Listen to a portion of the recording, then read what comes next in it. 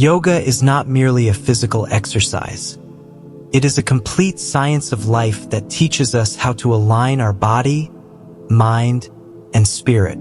The foundation of this profound philosophy is laid in the 8 limbs of yoga, as described by the sage Patanjali.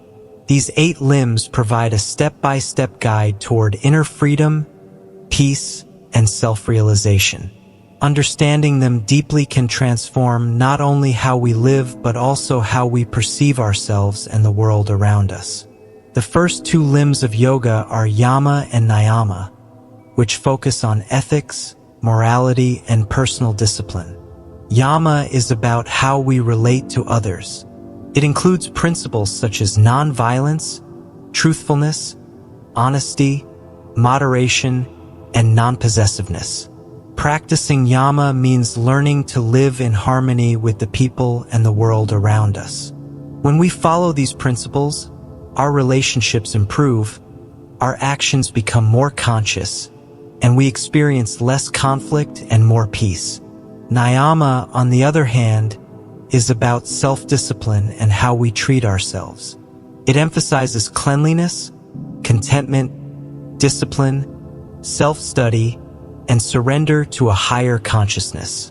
By following Niyama, we develop inner strength, clarity, and the ability to face life's challenges without being overwhelmed.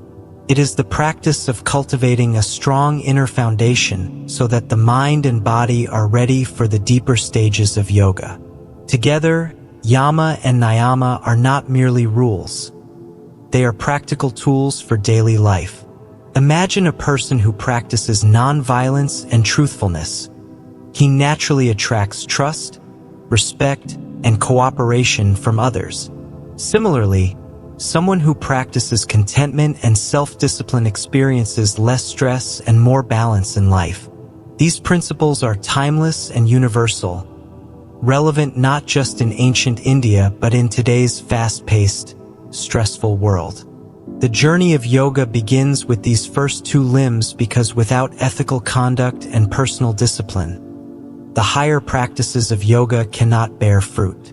No amount of physical postures, breathing techniques, or meditation can bring true inner peace if the mind is chaotic, restless, or clouded by selfishness and negativity. Therefore, before touching the body or breath, yoga asks us to examine our behavior, our choices, and our inner motives. By consciously following Yama and Niyama, we create a fertile ground for spiritual growth.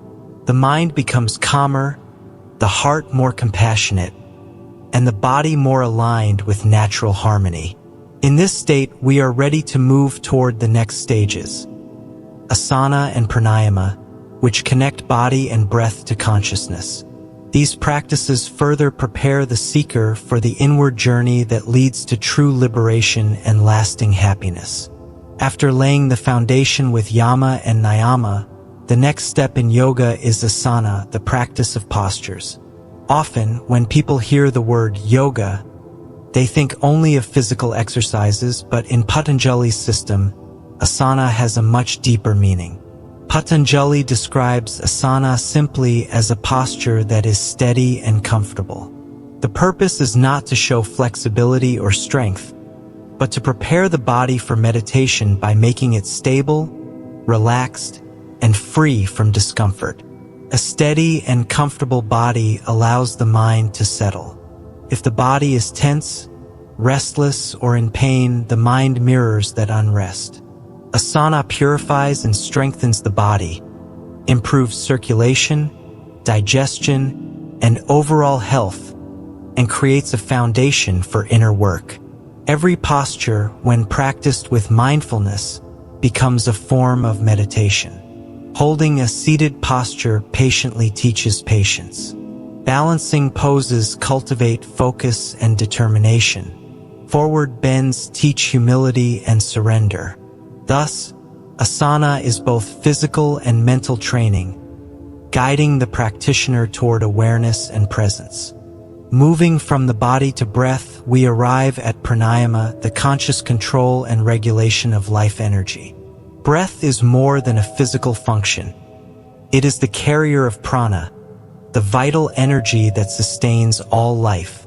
By regulating inhalation, exhalation, and retention, pranayama calms the mind, strengthens the nervous system, and prepares the practitioner for deeper states of meditation.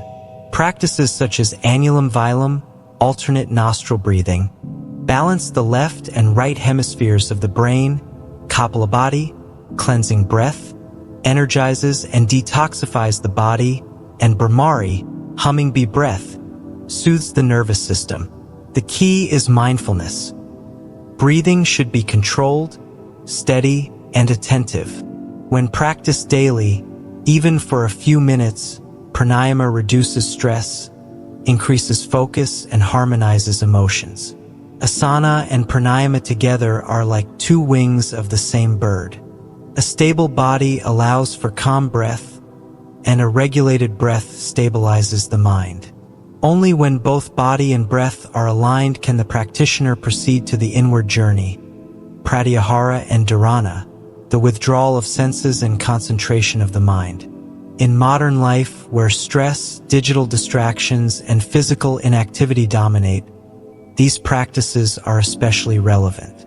Even a simple daily routine of mindful postures and conscious breathing can transform energy levels, emotional balance, and mental clarity.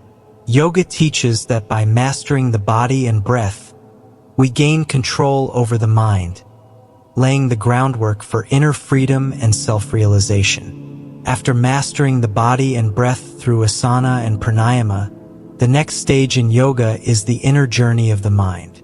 This begins with pratyahara, the withdrawal of the senses. In daily life, our senses are constantly engaged with the external world sights, sounds, smells, tastes, and touch. While these experiences are part of life, uncontrolled sensory input can scatter the mind, creating restlessness, stress, and distraction. Pratyahara teaches us to turn the mind inward, reducing attachment to external stimuli. This is not about escaping the world.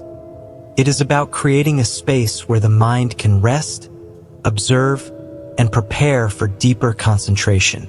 By practicing pratyahara, the mind becomes calm, clear, and capable of focused attention. Imagine a student studying in a noisy environment. Traffic, phone notifications, and social media constantly interrupt focus. Through pratyahara, the student learns to withdraw attention from distractions and bring focus inward. Even a few minutes of conscious withdrawal can stabilize the mind, improve learning, and reduce stress. Once the senses are withdrawn, the next step is dharana or concentration. Dharana is the ability to hold the mind on a single point, object, or idea without distraction. It is the foundation for meditation. A restless mind cannot meditate effectively, but a mind trained in dharana can sustain attention, control wandering thoughts, and experience clarity. A simple method to practice dharana is focusing on the breath, a mantra, or a visual object. Whenever the mind wanders, gently bring it back. Over time, this practice strengthens willpower, enhances mental focus, and allows the mind to remain steady even in challenging situations. Artists, musicians, and athletes often practice dharana unconsciously when they immerse themselves completely in their work, experiencing flow, a state of total engagement and effortless focus. Pratyahara and dharana together form the bridge from outer practice to inner meditation. Without pratyahara, the mind is constantly distracted by sensory input. Without dharana, meditation becomes shallow because the mind cannot sustain focus. Like a calm lake reflecting sunlight clearly, these practices prepare the mind to perceive reality without distortion, leading to deep meditation and self-realization. Having mastered the withdrawal of senses, pratyahara, and concentration, dharana, the next step in yoga is dhyana, or meditation. While Dharana is the effort to focus the mind on a single object, Dhyana is the continuous and effortless flow of attention. In Dhyana, the mind becomes still, free from wandering thoughts, yet fully alert and aware. Dhyana is the practice of being fully present in the moment. The practitioner experiences awareness without distraction. There is no clinging to the past, no anticipation of the future, only a deep, uninterrupted focus on the now. Unlike casual relaxation, meditation is an active engagement of the mind, merging awareness, concentration, and observation. A musician completely absorbed in playing an instrument or an artist fully immersed in painting experiences a natural state of meditation. Time seems to disappear, the mind is fully alert, and the act becomes effortless. Similarly, in Dhyana, the practitioner merges with the object of focus, whether it is the breath, a mantra, or visualization, allowing the mind to dissolve into pure awareness.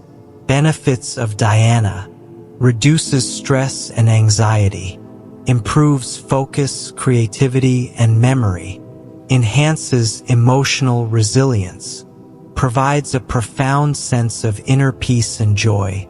Scientific studies confirm these benefits. Regular meditation alters brain chemistry, increases gray matter in areas associated with attention and empathy, reduces cortisol, and strengthens the nervous system. The final stage of yoga is Samadhi, the state of complete absorption and unity. In Samadhi, the distinction between self, object, and observer dissolves. The practitioner experiences oneness with all existence, transcendence of the ego, and blissful liberation. Levels of Samadhi: Savikalpa Samadhi, deep absorption where awareness of self and object persists. Nirvikalpa Samadhi, the highest state where all duality disappears, merging with universal consciousness. Think of a drop of water merging into the ocean. Before merging, it retains its identity. After merging, it becomes indistinguishable from the ocean. Similarly, in Samadhi, individual consciousness merges with universal consciousness, experiencing infinite peace and freedom. The 8 limbs of yoga: Yama, Niyama, Asana, Pranayama, Pratyahara, Dharana, Dhyana, and Samadhi are like a ladder from outer discipline to inner freedom. Each step builds upon the previous, guiding the seeker from ethical conduct to mental stability, inner focus, meditation, and finally, liberation. Yoga is not merely a physical or spiritual exercise. It is a complete science of life, teaching ethical living, self-discipline, physical and mental health, emotional balance, and spiritual realization. Through consistent practice, anyone can experience transformation, from restlessness to calm, from confusion to clarity, and from suffering to bliss.